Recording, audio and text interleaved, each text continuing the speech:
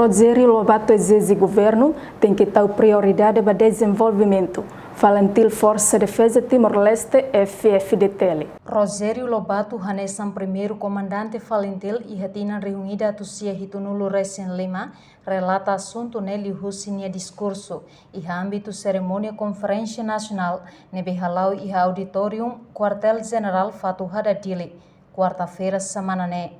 Rogério Lobato Haktuir, político Sira Ladung e a vontade a desenvolver instituição FFDTL.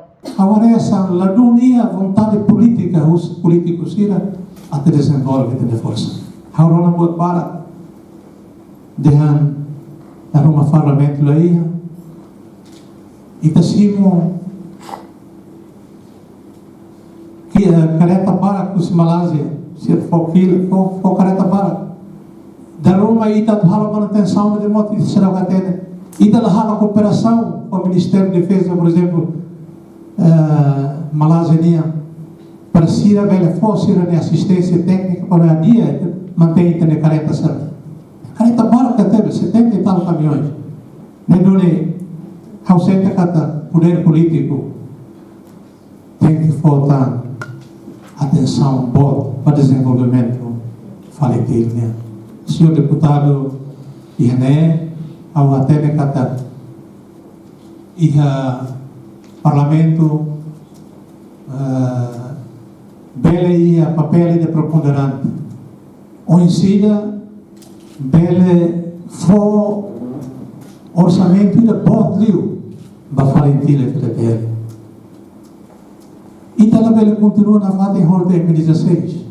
Niamos dehang desenvolvimento Força Armada Hanesan Ciência ida tambah atu hadiak FFDTL tem que iha ema matenek. Ita atu hadiak tem força, ita tem que iha ema matenek. E 75 lá, 75 amsane vadul bangun dit amila poemos am tem que ba e barakliu makbei marsalet marsa lalos mai be como português Sira for formação militar obrigatório Sira tem tiro e também utiliza onde cria ter força por halafun.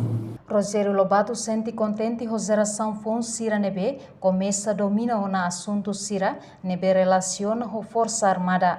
Também o governo Timor-Leste precisa de cooperação diak com a nação desenvolvida Sira, Hanesan Austrália, Estados Unidos América, Portugal, Brasil, Indonésia, no Seluktan, para desenvolvimento nação Niang no FFDTL.